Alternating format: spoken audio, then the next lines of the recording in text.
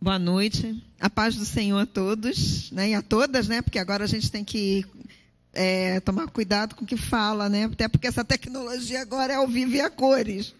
Eu fui pregar no encontro de mulheres e aí eu me senti muito à vontade no encontro de mulheres, né? Encontro só de mulheres cristãs, e falei um monte de besteira. Quando eu vi, estava na rede social.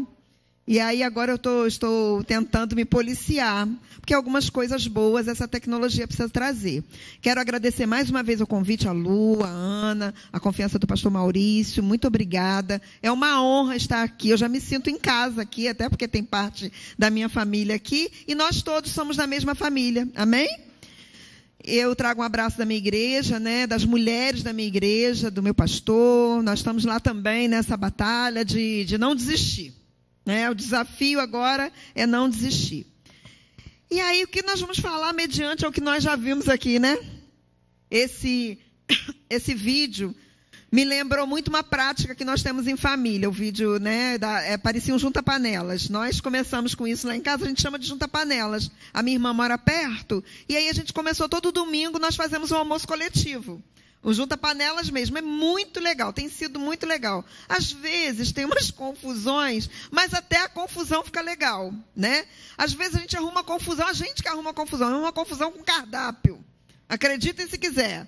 Vamos fazer macarrão. Não, o outro quer carne assada, o outro quer churrasco. E aí às vezes tem confusão com cardápio. Mas dá certo.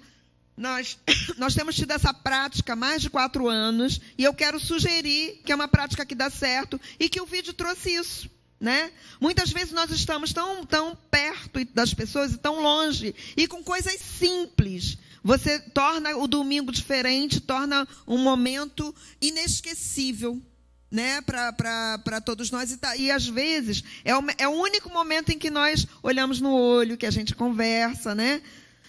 É o momento da comida. Eu gosto de comer, né? E a comida une, eu sempre acho que a comida une. Se comida não fosse bom, Jesus não se considerava o pão da vida, né, não, gente? Ele podia ter se considerado qualquer outra pessoa, mas ele falou que ele é o pão da vida, e por isso é que a gente come a beça e precisa ter equilíbrio para comer. E essa peça aqui, muito, muito original, parece que esses meninos estavam dentro da nossa casa. Tudo fofoqueiro. Fofoqueiro não, que eu já falei para vocês que crente não é fofoqueiro, crente é pesquisador. Aí, como agora a pesquisa é imediata, é rápido, parece que eles estão no sofá da nossa sala. Todo mundo se identificou. A gente riu porque a gente faz isso automaticamente, né? A gente faz isso de uma forma muito tranquila. A gente vai se rendendo de uma forma muito tranquila. Enfim, mediante a isso tudo, aí a Ana perguntou assim: pastor, você vai usar o vídeo? Eu falei: não vou não, porque eu sou vovozinha mesmo, eu gosto de ser velha. Vou falar para vocês que eu gosto de ser velha, né? Gosto, gente, é uma honra a gente ser velho. Ah, a gente é velho, mais velho, você pode falar o que você quiser, porque já está meio demente mesmo, mas pode falar o que você quiser, né? Quem vai prender velho? A gente tem até um estatuto que protege a gente, coisa linda. A gente tem um estatuto que nos protege, então a gente pode falar o que quiser. E eu não gostaria, sinceramente, eu não gostaria de ser jovem nessa geração. Eu acho que eu não ia saber. Eu não saberia lidar com os desafios que essa geração precisa enfrentar. Esse desafio de um monte de informação, e aí o cara dessa geração agora, ele pensa que ele é um doutor. Aí você vê, o cara vai no médico, eu tenho vários amigos que são médicos, né? Aí ele vai ao médico, o cara já vem com diagnóstico, já vem com não sei o quê, nem ouve o médico. Em contrapartida, você vai no médico novinho, o cara não sabe a doença não, vai lá consultar no Google. Ah, estou com essa reação, aí ele vai lá. É uma coisa de maluco. O cara quer saber mais que o médico sabe menos que o paciente. E agora ainda querem dizer para essa geração agora que ele não precisa saber se ele é homem ou mulher, não. Não precisa saber, não. Depois ele escolhe. Então, eu não ia saber viver com isso, não. Então, eu gosto de ser velha, porque eu fui criada num outro momento, mas eu creio que nós temos uma responsabilidade significativa com essa geração e com esse tempo e com tudo isso que a gente está recebendo de informação. Vamos abrir a Bíblia? Tecnologia versus família, né? Que desafio falar sobre isso antes de apanhar primeiro. sabe que a palavra de Deus, corta dos dois lados, né? Então, esse pregador que fala para o público, não existe isso. Se ele está falando, é porque ele precisa aprender aquilo que ele está falando. Primeiro, Deus fala com ele. Essa história, porque eis que te digo, eis que te falo. Eis que te digo, eis que te falo. Né? Vamos lá. Então, eis que te digo, eis que te falo. Então, que desafio a gente está falando sobre isso, ministrar sobre isso, porque a gente saber disso é fácil. Mas você está ministrando para as famílias da igreja, uma coisa que nós estamos sendo desafiados todos os dias. Nós que não sabemos como lidar com isso. Então, foi um desafio grande. E dentro disso, tecnologia versus família, eu vou dar um subtítulo, se é que isso é possível, né? Professor inventa. Se é que isso é possível, eu estou acompanhado do meu marido, esqueci, meu filho, não posso fazer isso com você, né, meu filho? Quase 50 anos juntos? Não, 40. Não posso esquecer. Gente, aí vou falar um episódio que vou ensinar para vocês, estou apresentando meu marido, 3 episódios de crente, de família crente. Né? Primeiro, já falei que gente crente não é fofoqueira, é pesquisador. A gente pesquisa e socializa a pesquisa da vida dos outros com as pessoas. Né? Porque fica mais chique. Outra coisa, gente crente não tem inveja. Tem admiração. Por exemplo, quando eu vejo uma pessoa que come pra caramba e não engorda, eu tenho uma admiração por essa pessoa. Eu admiro muito. Não, então. Gente crente tem inveja, não. Admira as pessoas, gente. A pessoa que vai lá e é bonita e não precisa fazer nada. Você precisa fazer uma... Gente, eu tenho uma admiração. Admiração, irmão. Não tem inveja, não. Inveja é pecado. Outra coisa, gente crente não tem ciúme. Gente crente, família crente tem cuidado. A gente cuida das pessoas. Eu, por exemplo, deixa eu contar aqui um episódio que aconteceu comigo com meu marido, já está acostumado comigo. Depois ele briga comigo. Sônia, não me cita, mas é impossível, eu não sou nada sem ele, gente. Quase 50 anos juntos. Estou no mercado, tinha uma promoção do alho. Sabe que crente gosta de uma promoção. Estava R$ 8,90 o alho, irmão. A poder na promoção. Aí você falou, falei para o Paulo, vai lá escolher o alho enquanto eu vou pegando as outras coisas. Eis que chega uma senhora, bem pertinho dele, assim. Eu olhei de longe, que eu estava com problema. Na hora eu olhei, a mulher, quando nós estávamos caminhando para o caixa, eu pergunto, Paulo, o que aquela moça queria falar com você? Aí ele, menina, fiquei todo envergonhado. Sônia, você nem fala. Ela chegou perto de mim e falou assim, mas que barba bonita. Eu, cadê a moça? Cadê a moça? Aí eu gritei no mercado, esqueci que eu era crente, esqueci de tudo, mas Deus é lindo na minha vida, que a moça já tinha ido embora, porque senão eu ia pegar ela ali. Mas, cuidado, gente, não é ciúme. Eu estou cuidando que é meu, não é não? Ou no mínimo que eu ia fazer, eu ia gritar, ei moça, oi, a barba é bonita mesmo, mas é minha, arruma uma batu. Savadia. Não, mas graças a Deus, Deus me livrou. Deus também cuidou de mim, tá? Então, tudo para apresentar meu marido, que eu tenho muito cuidado com ele, mas precisa ficar nervosa não, que eu não vou fazer igual a outra, mas a outra, né, falsa benção, a outra, né, falando da irmã, quando a irmã passa, oi amiga. Esse é o mundo virtual, por isso que eu sou velha. Porque se é comigo, eu falo, tá fazendo o quê? Passando mensagem pro meu marido, por quê? Ou então, na hora, olha mensagem. Cuidado, gente. Cuidado, não é ciúme. Cuidado, eu ia passar a mensagem e falar, escuta aqui. Tá passando mensagem pro meu marido, por quê? Né? Cuidado. Eu estou acompanhada da minha prima, que é quase irmã, foi criada junto, ela sabe, ela também falou, a gente está fazendo seminário junto, olha que desafio. Depois de velha, pastora fazendo seminário. Aí tudo que eu faço está errado, né, pastor? Na teologia, né? Tudo está errado, não pode falar alto. Não pode, tem que ter liturgia, tem que ter um monte de coisa. Aí a Selma fica me cutucando, está fazendo junto comigo. Você faz tudo errado. Eu falei, eu sei, mas eu vou aprender até morrer. Um dia eu aprendo. E aí, se é que pode dar um subtítulo para a mensagem, eu achei, não sei, depois vocês dão outro título se vocês quiserem, mas eu coloquei família versus tecnologia e o subtítulo que eu quero dar é Esquecendo Jesus na Igreja. Vamos lá? Lucas 2, de 41 a 52. A minha versão NVI pode diferenciar um pouquinho, e a gente vai falar um pouquinho sobre isso aí. Vamos ser desafiados, assim como eu fui. Não quero tomar couro sozinha, vou dividir o couro com vocês, amém? Lucas 2, do versículo 41 até o 52. O menino Jesus no templo. Todos os anos, seus pais iam a Jerusalém para a festa da Páscoa. Quando ele completou 12 anos de idade, eles subiram à festa conforme o costume. Terminada a festa, voltando seus pais para casa, o menino Jesus ficou em Jerusalém, sem que eles percebessem. Pensando que ele estava entre os companheiros de viagem, caminharam o dia todo. Então, começaram a procurá-lo entre os seus parentes e conhecidos. Não o encontrando, voltaram a Jerusalém para procurá-lo.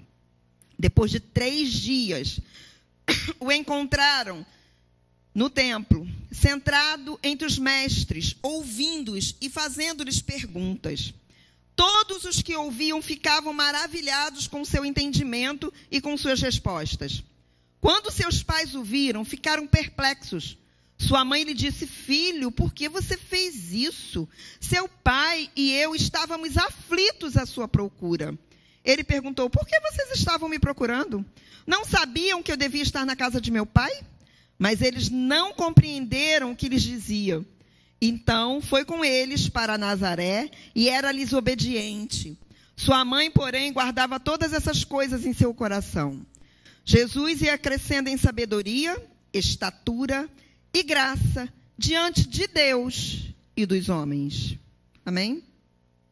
Senhor, nós precisamos ouvir a tua voz. Senhor, nós não queremos continuar da mesma maneira. Cada encontro que nós temos contigo, nós precisamos ouvir a tua voz. Senhor Deus, entra no nosso coração, na nossa mente e muda tudo. Muda tudo para que possamos entender, não só entender, mas praticarmos aquilo que o Senhor está tentando nos ensinar ano após ano, dia após dia. Que essa noite seja uma noite de um encontro literalmente sobrenatural contigo, como já está sendo até agora. Porque a tua presença é real aqui neste lugar. Obrigada por essa oportunidade. Fala conosco. Senhor Deus, tudo que não provém de ti nesse lugar, na nossa mente, nas minhas palavras, Senhor, que o Senhor possa selar, que o Senhor possa neutralizar, que possamos ouvir somente a tua voz. Em nome de Jesus, amém. Então, o primeiro ponto que eu quero colocar aqui é família versus tecnologia, esquecendo Jesus na igreja. O primeiro ponto que eu quero colocar aqui é que a família de Jesus, nós estamos falando de uma família, e a família de Jesus, como todos os anos, a palavra fala isso, né? Vou colocar assim algumas coisas na minha interpretação. A palavra fala isso, que todos os anos eles iam à festa, como rotineiramente faziam. Então, todos os anos eles iam à festa e levavam Jesus para a festa, para a igreja.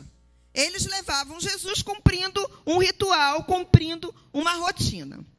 E aí, nessa ida, eles fizeram o que tinham que fazer, e quando eles vieram embora, eles esqueceram Jesus na igreja. Qual é o primeiro ponto que eu quero, que Deus falou comigo e que me ministrou dentro dessa palavra e dentro desse contexto atual dessa tecnologia? Primeiro ponto, cuidado com a rotina. Cuidado com aquilo que a gente já faz mecanicamente. Cuidado com aquilo que nós fazemos sem pensar. Muitas vezes, todo domingo nós trazemos a nossa família para a igreja. Muitas vezes, a gente vem, participa do louvor da igreja, participa das programações das mulheres, participa das programações dos jovens, participa da comida na praça, não sei o quê. Mas nós fazemos aquilo de uma forma mecânica. Nós fazemos como ritual. Não tem problema nenhum você ter hábitos saudáveis, não tem problema nenhum.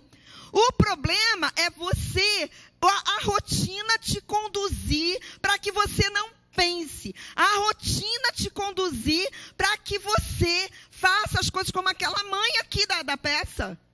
Ela está tão viciada no celular que a filha está falando: tirei 10. Mãe, alô, tirei 10. Mas a rotina do uso da tecnologia vai roubando a tua mente. E isso é em qualquer segmento, em qualquer situação. Os pais de Jesus levavam rotineiramente ele para a igreja.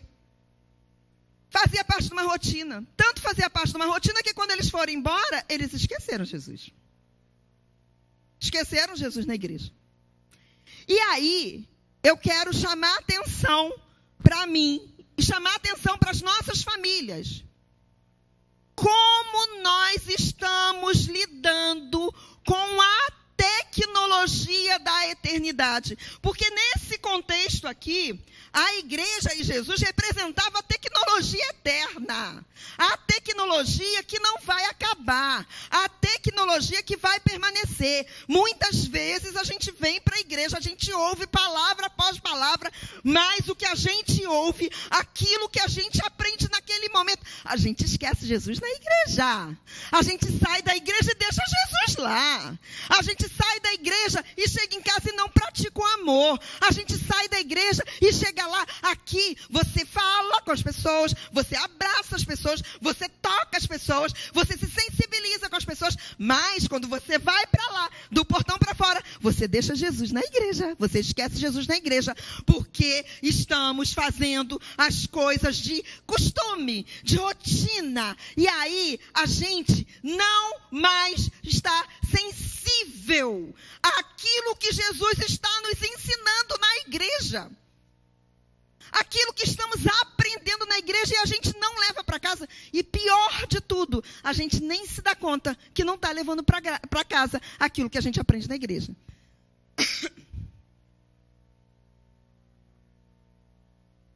E aí, diagnosticamos. Sabe como que você sabe que você não está levando para casa aquilo que você está aprendendo na igreja? Gente, eu tenho a oportunidade, graças a Deus, de visitar inúmeras igrejas, de participar de inúmeros encontros.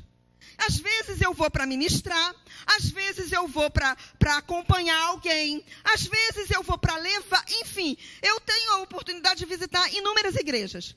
Em nenhuma igreja que eu visito, em nenhuma igreja em que confessa Jesus Cristo como o único suficiente Salvador, em nenhuma igreja que tem o fundamento na palavra de Deus, em nenhuma igreja eu ouvi ensinamento de pessoas brigarem, de pessoas humilharem, de pessoas não perdoarem, de você não valorizar a família. Eu não ouvi. Se vocês ouvirem, um dia você me fala. Aí eu fui lá na igreja, aquele pastor falou que eu tenho mesmo que largar minha família para lá. Que eu tenho que ficar aprendendo outras coisas, que eu tenho que ir para a faculdade, que eu tenho que ir para o trabalho. Eu não ouvi. Todo o ensinamento que eu recebi desde criança sempre foi colocar Deus na minha vida em primeiro lugar, depois a minha família e depois a igreja. Eu não vi. Então o que está acontecendo com as nossas famílias? Nós estamos deixando Jesus lá na igreja. A gente vai, né? Faz todo o trabalho que tem que fazer, mas a gente vai e deixa Jesus lá. E aí a gente vê isso por quê? Porque as famílias estão se deteriorando, né? Os maiores problemas, agora eu voltei a trabalhar, trabalho numa escola no morro, lá no meio da comunidade. E aí, os problemas, várias pessoas que se dizem evangélicas lá na comunidade. Mas os problemas dos pais, e são pais muito interessantes, são grandes empresários, se é que vocês me entendem, né? Grandes empresários, né? São grandes seguranças, tem tudo gente boa. E aí, você vê, você tá todo nesse contexto. Quando você vai conversar, e são os casos muito interessantes, para a gente sair da zona de conforto. É uma neta que engravidou do avô. Né? Um vovozinho, eu fiquei com uma raiva de mim, gente. Fiquei tanta raiva de mim. O vovozinho velhinho lá, contando a história, eu sou orientadora pedagógica, contando a história dele, eu morrendo de pena do vovozinho. 4 netos. Aí me conta a história que a filha morreu de câncer cedo e que ele não conseguiu receber a pensão e as crianças estavam indo muito sujas para a escola, muito maltratadas. Ele é focinho velhinho. Aí aquilo ficou no meu coração, porque tem uma menina que se chama Maria, e eu lembrei da minha neta, Maria Eduarda. A Maria tem 10 anos hoje. Aí, falei, gente, aí comecei a investigar. Não sou advogada não, mas sou curiosa. Comecei a investigar o caso do vovozinho, que eu fiquei morrendo de pena. Quase que eu fiz uma campanha para dar um salário para o vovozinho. Resumo da história. Essa menina que morreu, que ele diz que era filha dele, era neta dele. Essa Maria é filha dele com a neta. Lembra que eu falei que me chamou a atenção porque tem uma Maria que tem 10 anos? E aí eu fiquei, pedi a Deus para me proteger quando o vovozinho fosse lá na escola. Porque foi um caso passado, eu estou lá na escola há 1 ano e meio. 1 ano e meio. Foi um caso passado, eu não tinha muito o que fazer, a menina já morreu, a neta já morreu, que teve a Maria. Eu tinha que cuidar da Maria. E sabe por quê que Deus me despertou? Eu só estou falando desse contexto, e que é um contexto familiar. E pasmem vocês, o vovozinho e a vovozinha da igreja. Da igreja. Quem trabalha em comunidade sabe o que eu estou falando. Era da igreja. E aí eu fiquei, por que a Maria não saía da minha cabeça? Porque a Maria é 10 anos, gordinha, porque ele já estava molestando a Maria também. E aí a gente entrou. Aí deu para segurar. Enfim, está separada a vovozinha, não vou contar o resto não. Deixa, para o próximo capítulo. Eu só estou dizendo que são problemas, e que quando você vai conversar e que você senta sobre a situação, o problema está onde? Na família. E pior de tudo, toda família tem uma história de igreja. Você pode ver, Josué, você vai ver, o nome da criança é Josué, você vai ver que é o evangélico, o católico. Moisés, Melquisedeque, Davi, né, nada pessoal. Aí, Davi, né, e aí vai. Você pode ver que tem de história de igreja. E aí, por que nós temos uma geração que é superficial, uma geração de igreja, de famílias que estão tão fragilizadas? Porque a gente está deixando Jesus na igreja. A gente está esquecendo Jesus na igreja. Canta, adora, levanta a mão, esquece Jesus na igreja. Chega lá em casa, fala besteira, ou então não fala nada. Faz o voto de silêncio com a família. Fala nada. A gente esquece Jesus na igreja. Outro ponto que me chamou a atenção desse texto foi que eles, o pai e a mãe de Jesus, andaram um dia. Sentiram falta de Jesus. E a família voltou. Eu fiquei pensando nisso. Jesus estava na igreja. Eles não podiam ter deixado a responsabilidade para a igreja resolver? Está na igreja, a gente está seguro. Está lá na igreja. José tinha outras alternativas. Nesse contexto, passavam esse caminho. Era um caminho que várias caravanas passavam. Ele não podia ter pedido uma caravana para pegar Jesus? Uma das caravanas para pegar Jesus? Outra possibilidade, ele não podia ter mandado Maria seguir e ele voltava para pegar Jesus? Né? Eu estou falando de um contexto que eles estavam usando a tecnologia de alta qualidade da época. Eles tinham possibilidades. O que me chamou a atenção desse texto foi que assim que eles identificaram que faltava Jesus, a família voltou, a família recuou e a família foi lá pegar Jesus. Nós estamos sentindo falta de Jesus na nossa casa. Estamos sentindo falta nas nossas atitudes, em algumas coisas que estão acontecendo. Aí sabe o que a gente faz? A gente pega, a igreja. Isso é o problema da igreja. Eu levo todo domingo essa menina para a igreja. Eu estou lá todo domingo com essa pessoa na igreja. Se ele não está aprendendo, que a culpa é da igreja. Nós não assumimos a responsabilidade responsabilidade de recuar e de fazer o caminho de volta como família. Não adianta. Deus instituiu a família. E a família só vai ser restaurada completamente quando, como família, pai e mãe, irmão, dá a mão e fala: vamos voltar. Vamos voltar. Vamos juntos. Quando o pai parar de culpar a mãe, parar de jogar a responsabilidade para a mãe, parar, porque José podia ter falado assim: ô Maria, tu também, né? Como é que tu esquece o menino na igreja, Maria? Tá doida? Não podia ter falado isso hoje. Fala sério, homem. Fala que você ia compreender. Fala que quando esqueceu lá como é que é? O Theo, no judô. A gente viu aqui. Esqueceu o Theo no judô. Ficou um culpando o outro, foi não? Eu passei mensagem. Você não leu a mensagem, mas você é assim mesmo. Assim mesmo. Quando você percebe que o seu filho está mentindo, quando você percebe que o seu filho está isolado, quando você percebe que o seu filho, estou falando de filho e filha, ou quando você percebe que seu marido ou com a sua mulher não está bem, você começa logo... Aí todo mundo é justo. Eu acho muito legal a Copa, gente. Muito legal.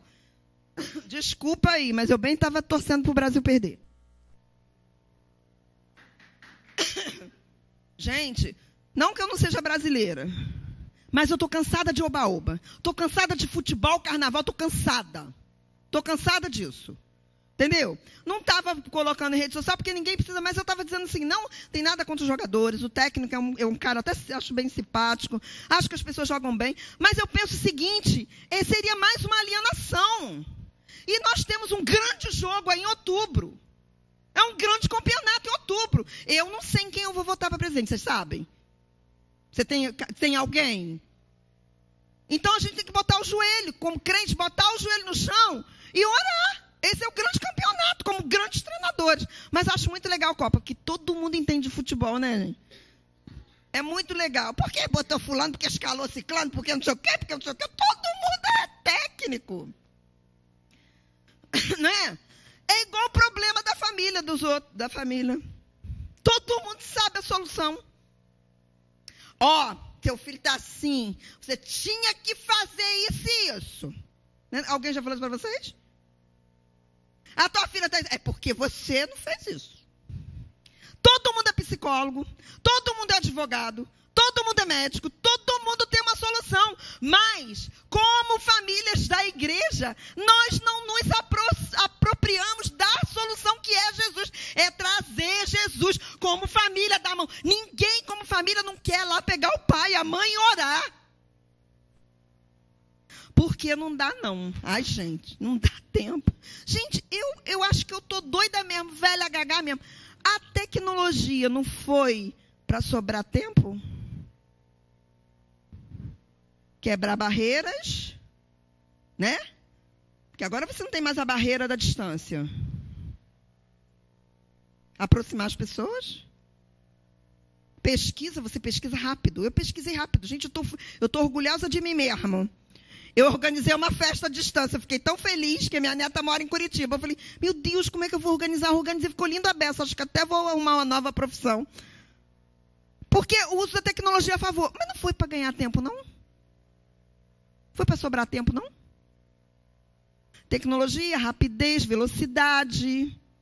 Resolver os problemas imediatamente. Eu resolvo um monte de problema imediatamente. Mas a gente está fazendo o que com o tempo que sobra? A tecnologia virou um entretenimento, mas um entretenimento em que está colocando, em que está gerando pessoas que não olham. Gente, eu fico impressionada como aqui ficou bem retratado. Essa nova tecnologia, essa tecnologia agora, está fazendo todo mundo olhar para baixo. Todo mundo olhar para baixo. E a tecnologia do céu fala para você olhar para quem? Para o alto. Achei muito legal.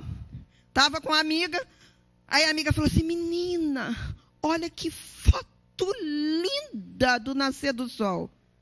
Falei, você já sentou perto do seu filho? Que o meu filho mandou para mim. Falei, mas ele tirou essa foto? Não, recebeu de alguém. Aí eu falei, mas você já sentou? Da janela da sua casa dá para ver o nascer do sol. Você já sentou com seu filho? Hoje, a gente faz isso com os filhos. A gente apresenta o nascer do sol com uma foto que não foi você que tirou, que você não estava naquele lugar, que outra pessoa tirou, que você achou bonito, que compartilha. Porque o que nós estamos fazendo? A gente já identificou o problema. Os problemas aqui, se eu sair daqui me sentindo na minha casa, com essa peça, com a mesa. Graças a Deus, eu tenho um bom exemplo, né, do junto à panela. Graças a Deus, senão eu sair daqui frustrada. Mas a gente não volta como família. A gente não volta e não leva Jesus para nossa casa. Não leva Jesus para casa. A gente culpa, o pai culpa a mãe culpa o pai. E quando se unem-se os dois para culpar a igreja, culpar a escola, culpar o colega, culpar a sociedade, culpar, julgar. Mas a gente não faz o que tem que ser feito. Como igreja, eu identifiquei que a Ana perguntou, e eu vi que tem pouquíssimos visitantes. Eu estou falando com famílias crentes. Ou que um dos dois sejam crentes. Não estou falando com gente ignorante na palavra. Eu estou falando com gente crente.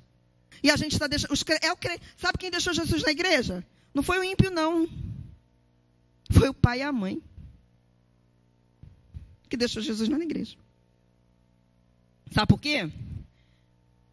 Ficou naquela história. Está na igreja. Tem uns amigos, né, gente? Os amigos vai levar ele. Tem uns parentes na caravana, leva. Assim a gente faz. Nosso filho está na igreja, está na classe das crianças. Não sabe orar. Você pede a criança para orar da igreja, a criança não sabe orar hoje, não. Mas não aprende. Vai para a igreja, não aprende nada. Vai para a igreja, não aprende nada. Nem adianta levar. Sabe o que está fazendo agora? Leva para a igreja e dá o celular na mão da criança. Né? Mas quando a criança começa a falar a palavra, menino, tu não vai para a igreja todo domingo, não? Por que não? Tu aprendeu a falar isso? A professora da igreja te ensinou, não? A gente fica sempre nessa culpabilizando, mas não tem jeito, gente. Não tem situação que vá se reverter se nós não trouxermos Jesus de volta para o lugar aonde ele tem que ocupar. Ele precisa ser o centro da nossa família. Eu fui criada num tempo que a minha mãe mal sabia ler. A grande tecnologia da minha mãe, que ela dominava, era a leitura. Mas ela pegava aquela tecnologia que ela dominava muito pouco e ela sentava com a gente. Sentava e lia a Bíblia e orava. Meu pai, todo domingo, ele acordava a gente 6 horas da manhã. Porque tinha que fazer culto. De 6 às 7 era culto. De 7 às 7h30 café. De 7h30 a 8h30 arrumar as coisas para ir para a igreja. 15 para as 9, todo mundo na igreja. E era fileirinha. Pergunta se eu fiz isso com meu filho. Eu fiz tudo. Obrigava a ir para a igreja.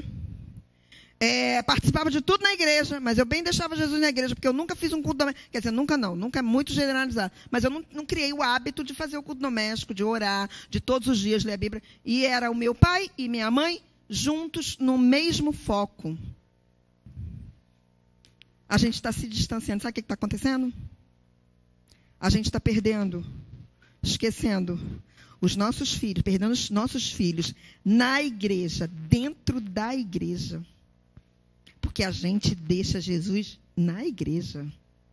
Se a família não fosse importante, por que Jesus foi com os pais, voltou com os pais?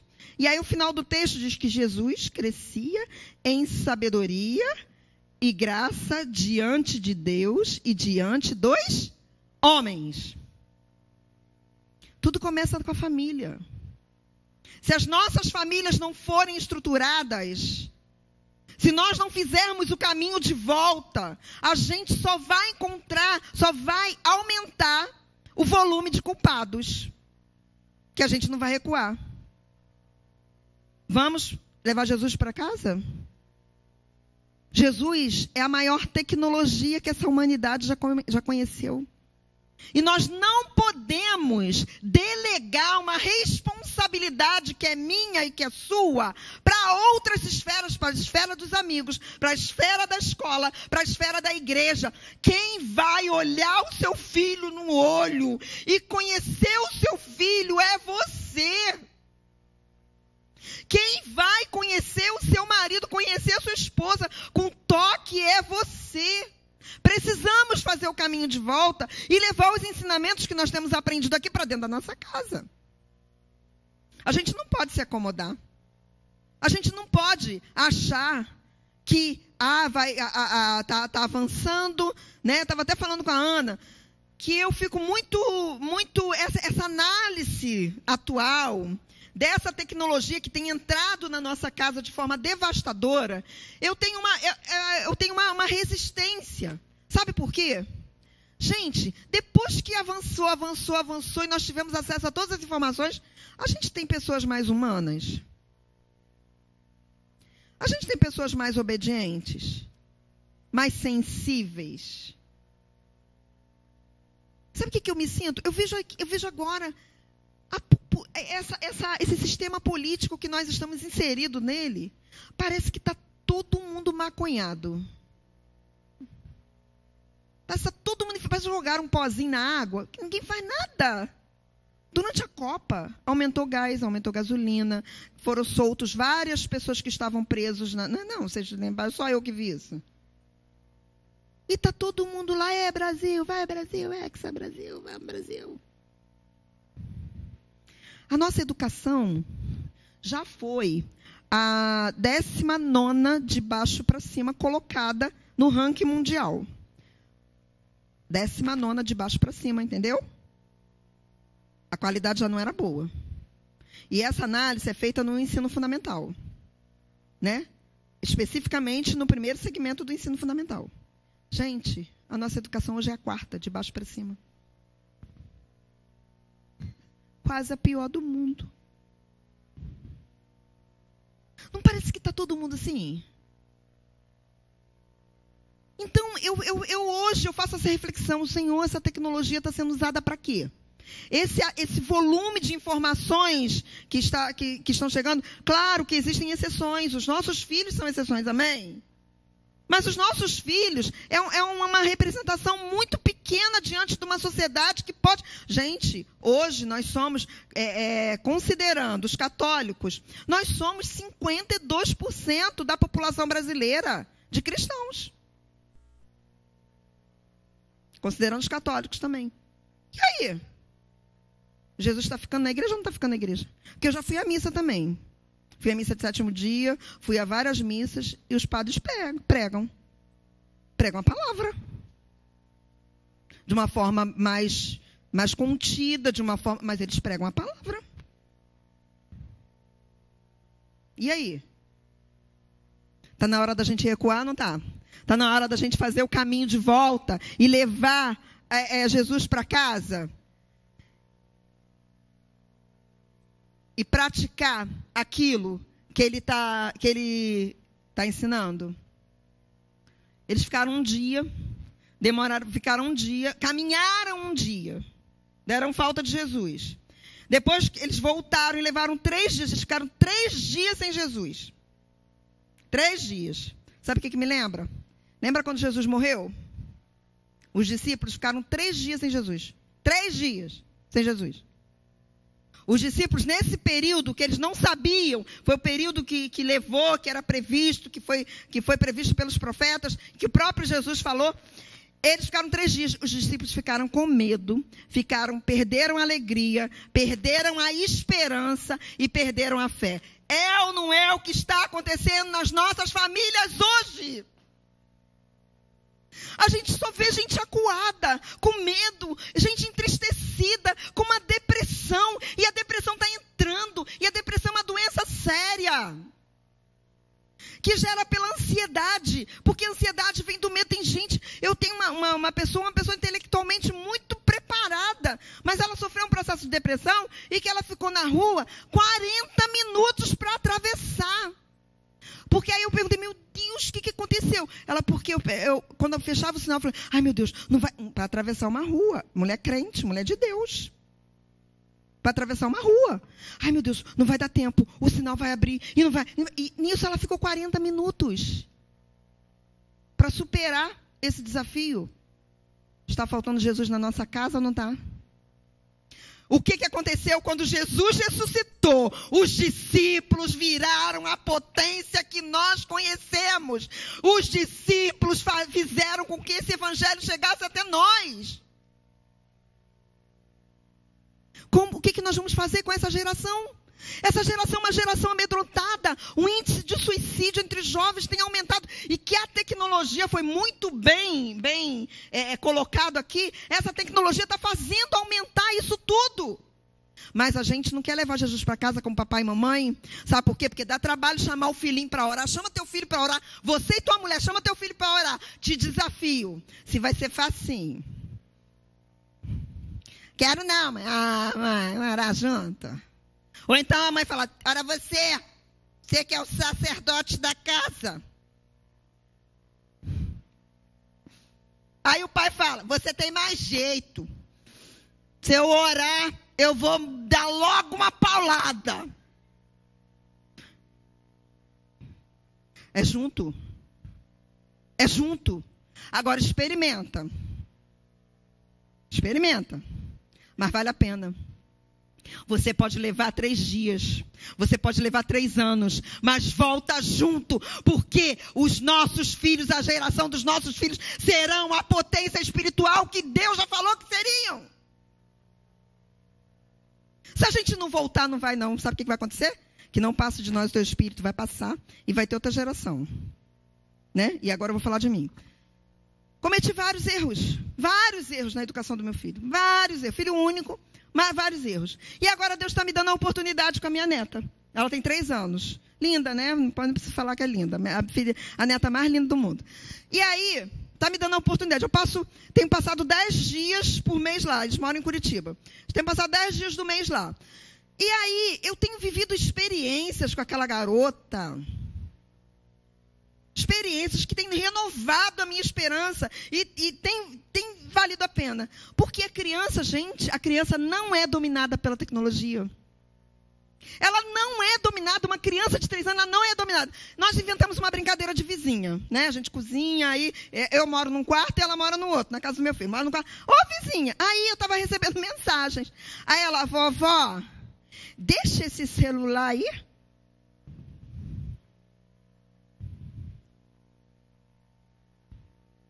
E a minha urgência em responder, aquele tempo da Maria Eduarda nunca mais vai voltar. E eu achando que as minhas mensagens são mais importantes, meus compromissos são mais importantes, eu posso responder depois, porque ela me queria inteira ali, brincando com ela de vizinha. Ou então brincando de fazer comidinha, a gente foi fazer pão. Né? Que eu inventei de fazer pão. Aprendi, a gente está aprendendo a cozinhar. Coisa linda, né? A gente aprende até a morrer, o cérebro humano é assim. Aí, vamos fazer pão, Maria Eduarda, vamos fazer pão. Aí ela pegou, colocou, aí eu tenho uma bobeira, ela colocou 1 quilo de farinha de trigo na massa. Uma bobeirinha que eu dei, ela, tchum, falei, Duda! Depois eu lembrei, minha vontade era de falar um monte de coisa, né, gente? Palavras proféticas, né, Cláudia? Cláudia estava me falando as palavras proféticas ali. Umas palavras proféticas. Aí eu lembrei, gente, ela tem noção de quantidade? Quem é a demente da história? Não precisa responder não, irmã. Não precisa responder. Quem é que tinha que estar ali monitorando o tempo todo junto? Quem é? Mas a velocidade com que nós achamos, a gente se acha super. Né? Quero dizer uma coisa para você. Insubstituível é você. Mas você é insubstituível. Primeiro, o teu chamado é insubstituível para Deus. E o teu primeiro chamado é com a tua família. Você é um pai insubstituível. Ninguém tem um chamado de pai do teu filho igual você. Ninguém tem um chamado de mãe do teu filho igual você, filho e filha. Ninguém tem um chamado de avô dos netos igual você, de avó do neto igual você. Ninguém. Para eles você é insubstituível. Agora, para o trabalho você é substituível. Para os amigos você é substituível fácil. Para as atividades da igreja você é substituível fácil. E a gente? Muitas vezes a gente não pode sentar para estudar com o filho. Não pode sentar para bater papo com o filho. Porque nós somos super, gente. Como eu vou deixar de responder a minha mensagem? É para me pregar num congresso. A irmã vai ficar aflita. Porque eu não vou conseguir. É igreja. Você precisa ser igreja lá na sua casa. Você precisa ser um profissional competente lá na sua casa. Uma professora competente na sua casa. Cumprir o seu chamado e se preparar para ser competente lá na sua casa. E aí eu quero dizer para o preparo. As pessoas pensam, né, mundo aí fora, e os crentes às vezes se comportam como isso. Pensa que crente não precisa de preparo científico. Pensa que crente não precisa estudar. Quero dizer, Jesus falava 3 idiomas. Ele falava 3 idiomas. Né? Ele falava o aramaico, que era uma língua usual, uma língua popular. Ele falava o hebraico, que era a língua da liturgia. E ele falava o grego, que é como se fosse o inglês hoje. Jesus tinha cultura ou não tem? Jesus, ele aprendeu uma profissão, e que não era uma profissão fácil, porque, segundo estudos, a família de Jesus não era pobretão, não, eles não eram muito pobres, não, porque pobres eram os escravos, os servos, os empregados, né? Então, ele não era muito pobre, então Jesus aprendeu o que era uma cultura. Jesus, aqui eu não estou falando de Deus. Eu estou falando de Jesus, o menino. Jesus estava lá no templo conversando com os doutores, fazendo perguntas interessantes para os doutores, mas ele estava ali como menino. As pessoas ficavam impressionadas porque simplesmente ele teve o preparo, ele sabia ler, ele sabia escrever e ele tinha conhecimento científico, filosófico, sociológico. Por isso ele fazia perguntas interessantes. Aí, às vezes, você não quer cobrar do filho. Não, vai traumatizar. A criança não pode cobrar ele para estudar, não, que ele vai traumatizar. Agora, ele ficar o dia inteiro no computador, ele ficar o dia inteiro na rua, ele ficar o dia... Não traumatiza, não. E aí a gente vê como Deus ele se importa com o nosso preparo quando ele tem um chamado para uma geração. Vocês lembram de Moisés? Moisés veio de uma família escrava. O que Deus fez? Pegou Moisés, colocou no berço da cultura. Lembra? Colocou no berço da cultura. Moisés tinha um conhecimento intelectual fantástico, dominava toda a tecnologia da época. O que Deus fez? Aí, quando Moisés começou a ficar metidinho, né? Sei tudo. Quero até disputar o reino. Deus leva Moisés para o deserto. Quebra ele todinho. E depois ele volta como líder, mas aquela cultura, aquele conhecimento que ele tinha recebido, ele foi o libertador do povo. A cultura é importante, mas a cultura precisa estar atrelada ao conhecimento de Deus, de quem é Deus na nossa vida. Quero dizer para você, a igreja será a resposta para essa sociedade. As famílias da igreja é que vão gerar os filhos que vão liderar essa sociedade. Eu não tenho dúvida disso. Mas não essa igreja que deixa Jesus na igreja. Não essa igreja que às vezes é só Jesus, gente. É só Jesus. O pai e a mãe não querem fazer nada. Aí leva Jesus para casa, aí é só Jesus. Menino não quer estudar não, mas se ele canta a beça. Menino não quer aprender nada, não quer fazer nada. Menino, mas ele prega a beça. né? Aí a gente vê José. Quem foi José? Gente, José foi um especialista em economia. Mas ele saiu lá do meio da família dele, um grande economista. O que Deus fez? Levou ele para lá, para ele aprender a economia na casa de Potifar. Que ele foi administrador. Quando ele estava dominando tudo, tudo dominado, aí ele sofre uma traição. Tadinho, José, gente, sofre uma traição. E aí ele vai para a prisão. Quero dizer uma coisa, quando você pensa que sabe alguma coisa, quando você pensa que domina alguma coisa, Jeová te quebra todinho. E depois que você sair dessa quebradeira, Deus vai te usar poderosamente. Vai usar a tua família poderosamente. Porque assim a Bíblia me diz isso. Mas eu preciso, primeiro, eu preciso levar Jesus para casa. Segundo, eu não posso abrir mão das oportunidades de preparo que Deus me dá. Se a gente fizer um retrato, um relato, nós temos vários exemplos da Bíblia. Débora, Esté, a própria Maria, mãe de Jesus, Lídia, Davi.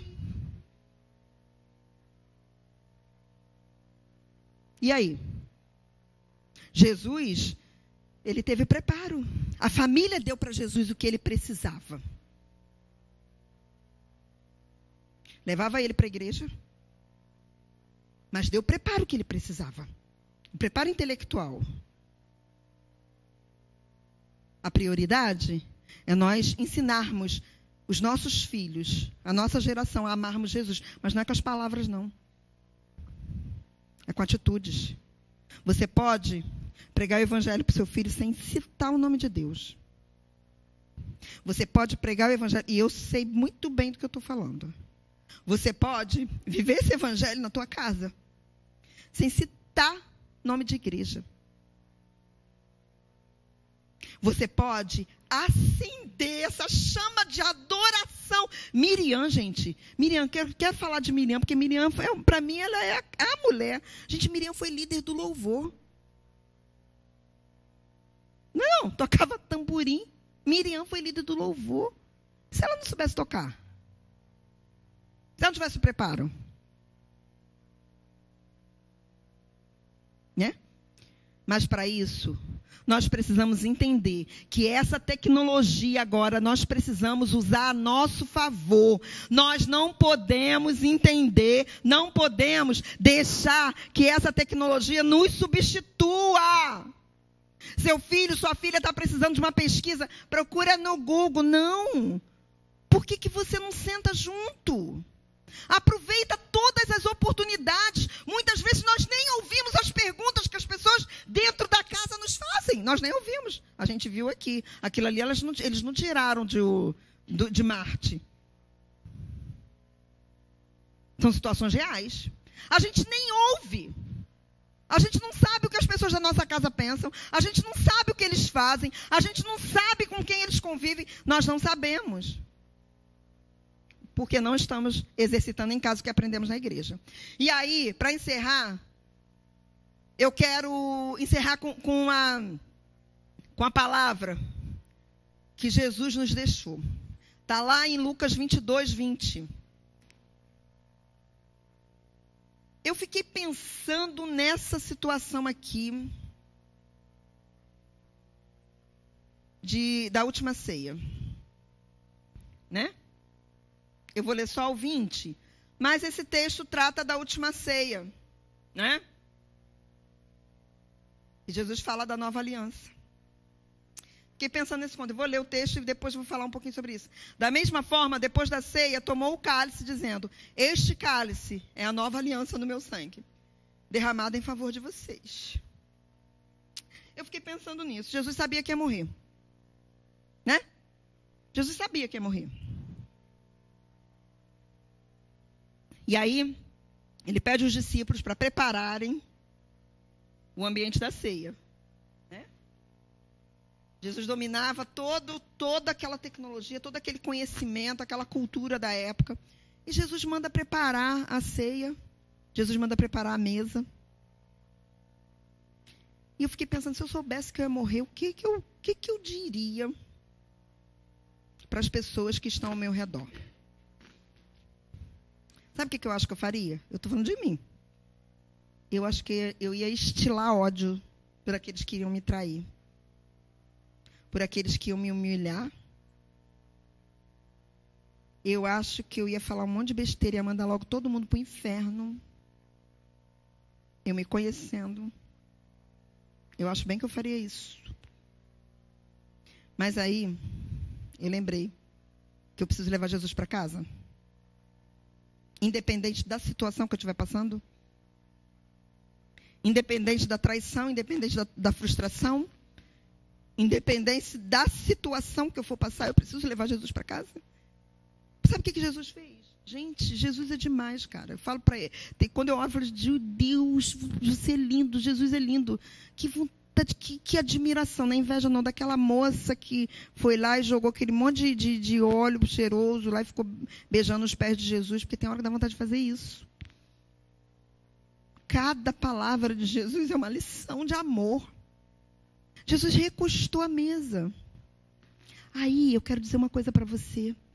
Olha a importância da gente comer à mesa.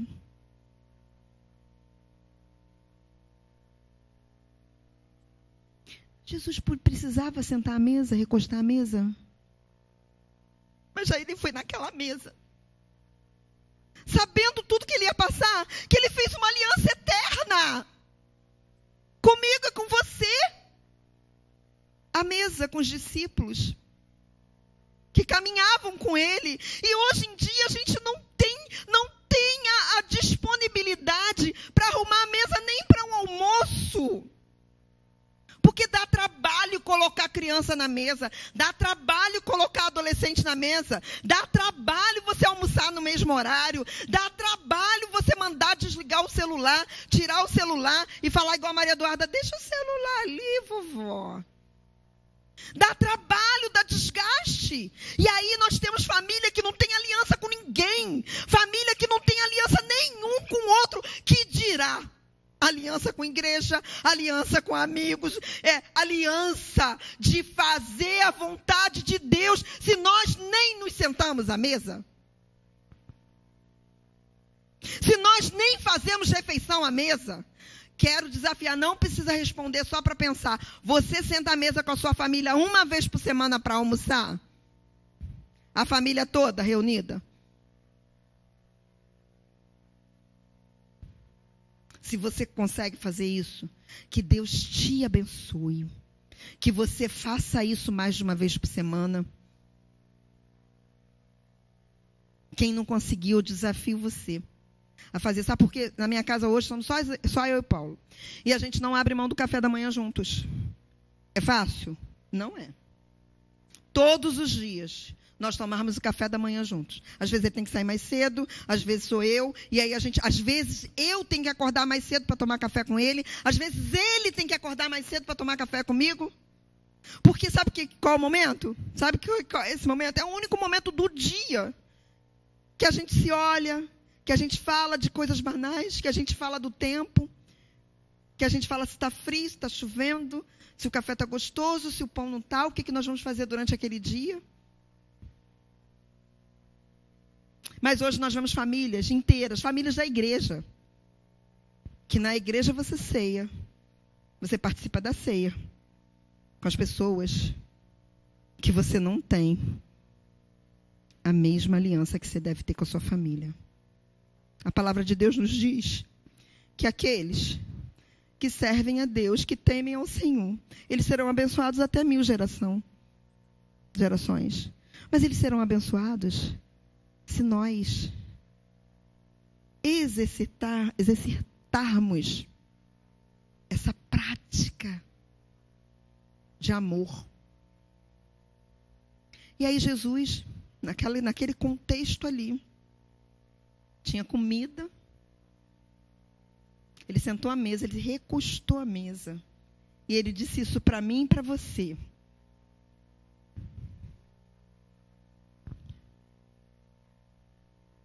Tomando pão, deu graças, partiu e deu aos discípulos dizendo, isto é o meu corpo dado em favor de vocês. Façam isso em memória de mim. Da mesma forma, depois da ceia, tomou o cálice, dizendo: esse cálice é a nova aliança no meu sangue derramado em favor de vocês. Naquela mesa, Deus, Ele é um Deus de aliança. Deus, Ele é um Deus de promessa, porque Jesus falou isso. Esse cálice da nova aliança foi feito à mesa. E qual é o compromisso que nós temos assumido com as nossas famílias? O que nós estamos fazendo à mesa com as nossas famílias? Quais são as ministrações que nós estamos fazendo? Jesus não é um Jesus de acordo. Jesus não é um Jesus de e-mail. Jesus, Ele não é um Jesus de hashtag, sei lá, esses usos dessa linguagem que eu não sei. Jesus, Ele tem a tecnologia da eternidade. E Ele disponibilizou com a sua vida, com o seu sangue, essa tecnologia para nós usarmos. E isso tudo, essa febre tecnológica, isso vai passar. Vão vir outras. Virão outras. Mas a tecnologia de Jesus é eterna. Nós não podemos abrir mão. A gente não pode ignorar o avanço da tecnologia, os benefícios que ela traz. Não podemos ignorar que o conhecimento é importante.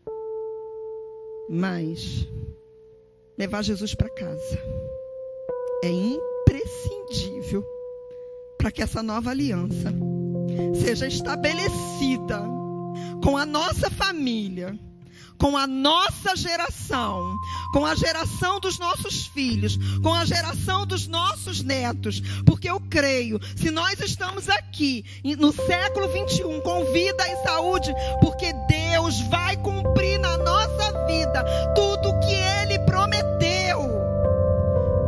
Para isso nós precisamos fazer o caminho de volta. Eu quero pedir a todas as pessoas que têm mais de 40 anos que fiquem em pé. Não quero saber a idade de ninguém, não. Mas sabe a avaliação que eu faço? Eu não faço avaliação por causa de vocês, não. Eu faço avaliação por minha causa. Eu penso que nós precisamos fazer o caminho de volta. Eu penso que nós precisamos pedir perdão para essa geração que é depois da gente, de 40 anos para baixo. Nós precisamos pedir perdão porque nós fomos envolvidos por um desenvolvimento mórbido e nós trocamos o ganhar dinheiro, o ter bens, ter patrimônio por coisas insubstituíveis. E hoje nós vemos uma geração de crentes e de filhos alienados e perdidos, sem compromisso, sem garra, sem amor pela causa. A gente tem um hábito muito de culpar, mas nós formamos essa geração. Fomos nós que formamos. Então eu quero agora que você dê a mão essa pessoa, uma pessoa aí que está do seu lado. Vamos fazer uma roda e vamos abraçar a outra geração num ato profético. Vamos colocar essas pessoas que têm menos de 40 anos. Podem ficar sentados, vocês que têm menos. Só os mais de 40 anos vão ficar em pé. Só quem tem mais de 40 anos vai ficar em pé. Nós vamos orar.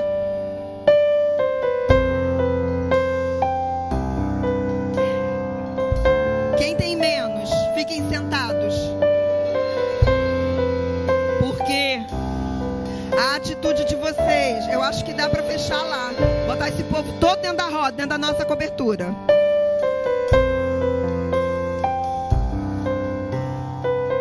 Vamos olhar para essas pessoas. Você tem mais de 40, irmão? Esse irmão tem mais de 40? Vocês têm mais de 40 anos? Todo mundo tem mais de 40? Tem? Jesus. Estão lindos, hein? Jeová. Tava na terra, hein? Achei que tinha 30. Vem pra dentro, vem.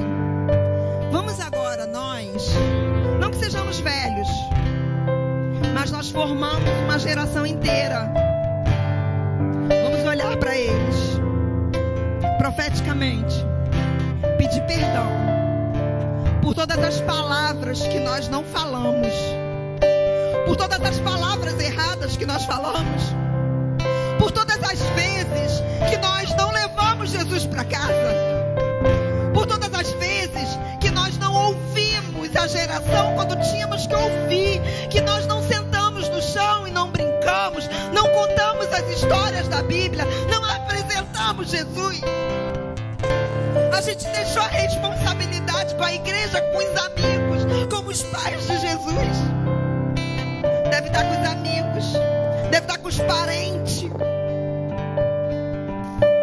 Profeticamente, quando nós orarmos, nós vamos estar pedindo perdão para essa geração, vamos estar pedindo perdão para os nossos filhos, para os filhos da igreja que se perderam na igreja, dentro da igreja. E nós estamos aqui fazendo o caminho de volta, juntos, como família.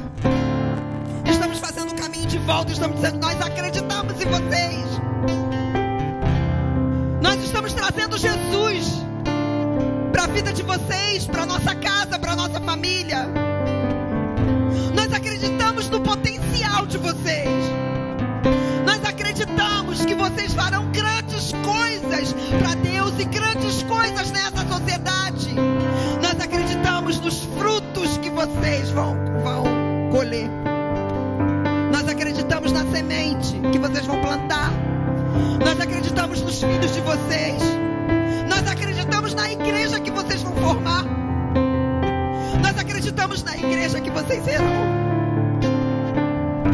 Vamos orar. Deus, muito obrigada, porque o Senhor não desiste da gente. Muito obrigada, Deus, porque nessa noite nós fomos confrontados, ó Deus, com o mau uso da tecnologia e com o mau uso das oportunidades que o Senhor tem nos dado.